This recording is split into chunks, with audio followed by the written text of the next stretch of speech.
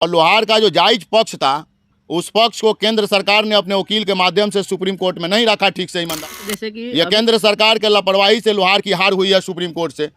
और मैं जानना चाहता हूं माननीय प्रधानमंत्री नरेंद्र मोदी जी से कि आप देश में सबका साथ और सबका विकास की बात करते हैं, तो लोहार का कब साथ देंगे और लोहार का विकास कब होगा? में विकास और आप देख रहे हैं आपकी बुलंद आवाज। 24 तारीख को लोहार अधिकार रैली का आयोजन पटना में किया गया था और काफ़ी भीड़ भी हुआ था। और उस रैली पर बात करने के लिए हमारे साथ अशोक कुमार शर्मा जो महाराजगंज के पूर्व सांसद प्रत्याशी रह चुके हैं, इनसे हम बात करेंगे। इसलिए कि पोस्टर पर जिस तरीके से सम्राट चौधरी का इतना बड़ा चेहरा पोस्टर पर लगाया गया था और साथ में पशुपालन जो मंत्री हैं उनका लगाया गया था, और ये जदयू से संबंध रखते हैं, तो जदयू के जो अभी प्रदेश अध्यक्ष जो हैं उमेश कुमार कुशवाहा जी, उनका भी पोस्टर लगाया गया था, लेकिन तीनों कुर्सियां जो थी खाली थी वहाँ पे। इस पर हम चर्चा करेंगे, बात करेंगे। सबसे तो पहले बहुत बहुत स्वागत है आपका।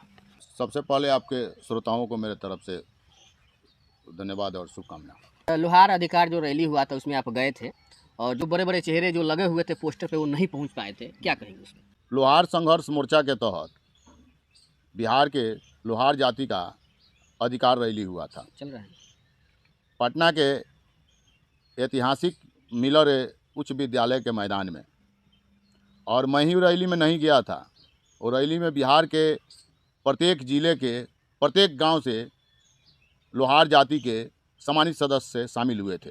और रैली का आयोजन लोहार जाति के ज्वलंत समस्या अनुसूचित जनजाति संबंधी सुविधा को बहाल करने के लिए था। इसके साथ ही साथ सत्ता में राजनीतिक हिस्सेदारी के लिए भी था। लोहार जाति के रैली का आयोजन बिहार प्रदेश लोहार संघर्ष मोर्चा के बैनर तले आयोजित था।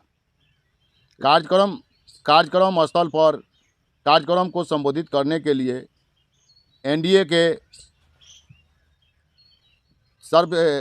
के 3 नेताओं का बैनर पोस्टर भी लगा था, जिसमें केंद्रीय मंत्री पशुपति कुमार पारस, बिहार के डिप्टी चीफ मिनिस्टर माननीय सम्राट चौधरी जी और जनता दल यूनाइटेड के प्रदेश अध्यक्ष उमेश कुशवाहा जी का भी वहाँ पोस्टर में उनका फ़ोटो लगा था।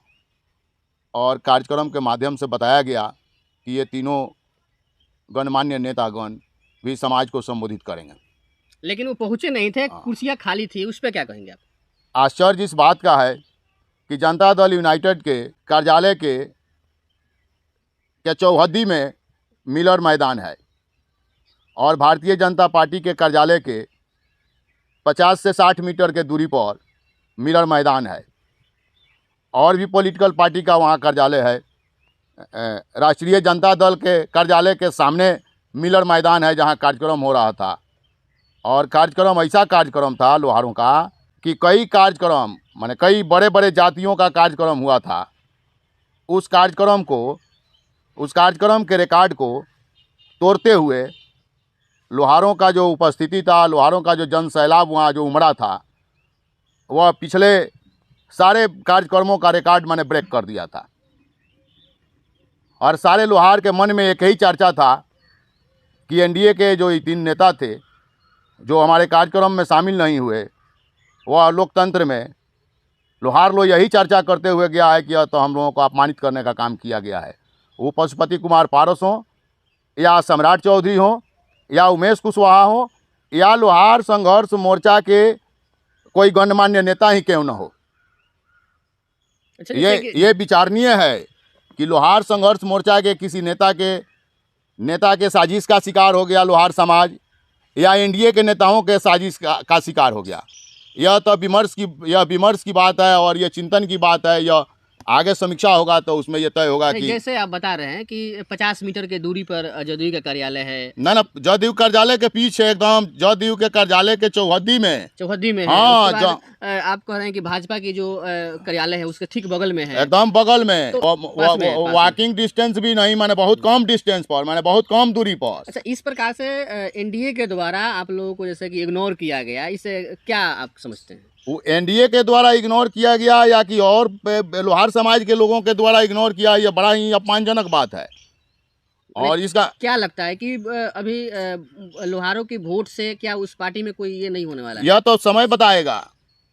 लोहार 2-4 जिला में समाप्त होने वाला जात नहीं है, यह अखिल भारतीय जात है। चलिए लेकिन समस्या बिहार के लोहारों को अनुसूचित जनजाति का सुविधा बहाल करने को लेकर के ही रैली हुआ था। चलिए हम तो बात करेंगे, जैसे एनडीए की बात होती है तो एनडीए में आपकी भी उसमें सरकार सम्मिलित है, जैसे कि भाजपा और जदयू। तो हम मान सकते हैं कि आप भाजपा में नहीं है तो भाजपा के लोग नहीं आएंगे, लेकिन आपके जो जदयू के जो लोग हैं वो भी नहीं पहुंचे थे, इस पे क्या कहिएगा? तो इस पर तो उमेश कुशवाहा अपना स्पष्टीकरण देंगे और प्रदेश अध्यक्ष उमेश कुशवाहा को बताना चाहिए कि लोहारों के कार्यक्रम में वह क्यों शामिल नहीं हुए।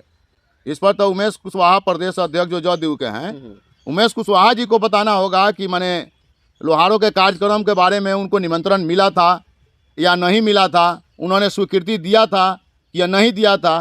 नहीं तो या तो पोस्टर पे पूरे तरीके से फोटो हाँ, दिखाई दे रहा है कि पोस्टर, फोटो लगा हुआ है। पोस्टर लगा था।